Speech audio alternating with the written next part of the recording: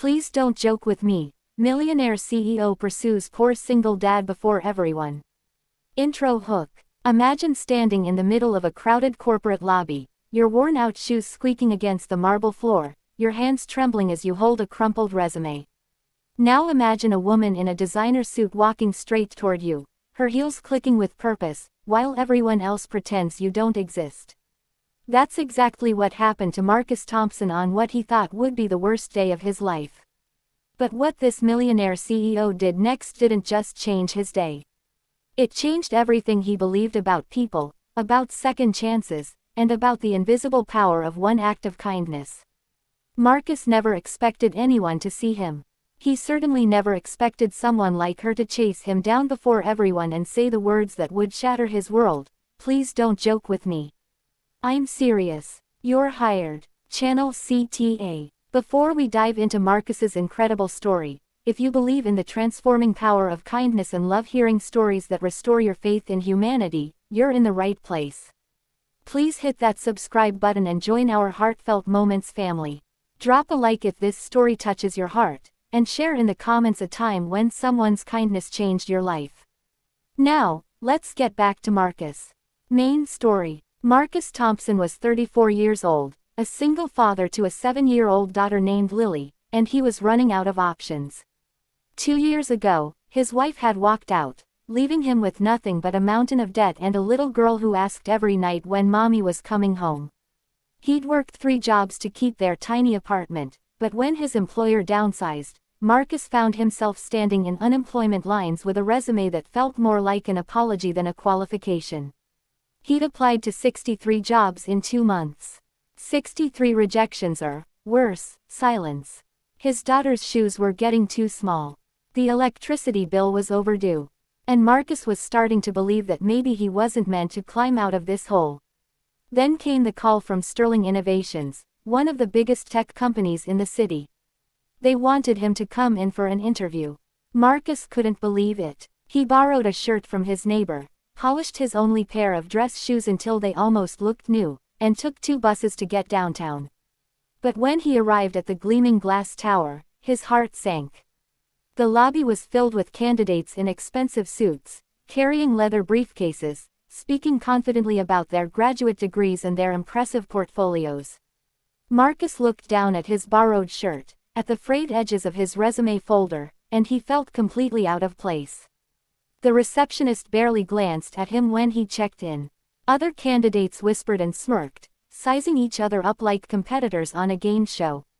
Marcus sat in the corner, trying to make himself invisible, wondering if he'd made a terrible mistake by coming. That's when he noticed her.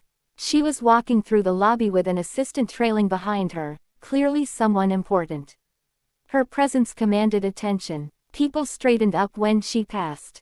But what caught Marcus's eye wasn't her expensive suit or her confident stride. It was the moment she stopped to help an elderly janitor who'd dropped his cleaning supplies.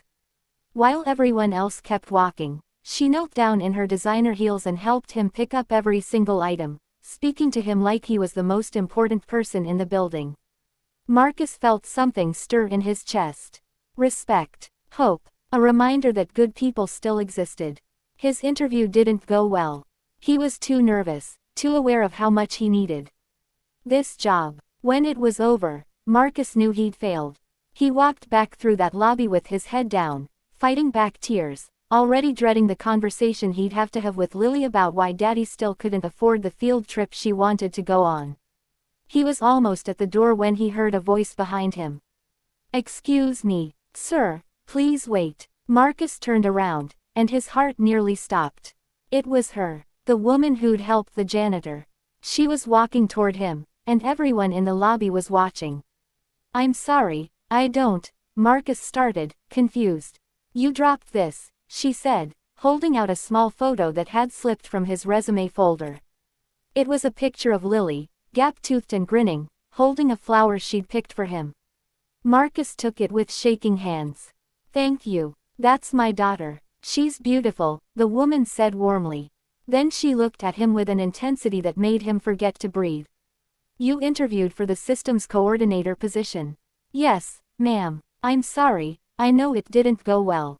I was nervous, and You were honest, she interrupted. You were real. Do you know how rare that is? She extended her hand. I'm Catherine Sterling. I own this company. Marcus's mouth went dry. He'd just been interviewed for a position at a company owned by one of the most successful self-made CEOs in the country, and he'd completely bombed it. Mr. Thompson, I was reviewing the interview recordings today, and something you said struck me. You said that success isn't about climbing over people, it's about lifting people up as you climb. You said your daughter taught you that. Catherine's eyes were bright with emotion. I need people who understand that. I need people who have real character. I appreciate that, Ms. Sterling, but I understand I didn't meet the qualifications. Please don't joke with me, she said firmly, and the entire lobby seemed to hold its breath. I'm serious. You're hired. Not for the position you interviewed for. I want you in management training. I want leaders who know what it means to struggle, who treat people with dignity no matter what. That's worth more than any degree. Marcus couldn't speak. He couldn't move. He thought this had to be a dream or a cruel joke. Catherine seemed to understand. She smiled gently and said, Mr. Thompson, 5 years ago, I was cleaning offices at night to put myself through community college. Someone gave me a chance when I had nothing but determination. I built this company on one principle: kindness isn't weakness. It's the strongest foundation there is. Conclusion. Marcus Thompson started his new job 2 weeks later. Within a year, he was leading a team. Within 2, he'd helped create a company program that hired and trained people from difficult circumstances, giving them the same second chance he'd received. But the real change happened in his heart. He learned that kindness isn't just something nice to do. It's a force that ripples outward, transforming lives in ways we can't predict or measure. Today, when Marcus walks through that same lobby, he stops to talk to everyone. The janitors, the security guards, the nervous candidates waiting for their chance. Because he remembers what it felt like to be invisible. And he knows that sometimes, all it takes is one person who sees you, really sees you, to change everything. That's the power of kindness. It costs nothing, but it's worth everything. And it always, always comes back around.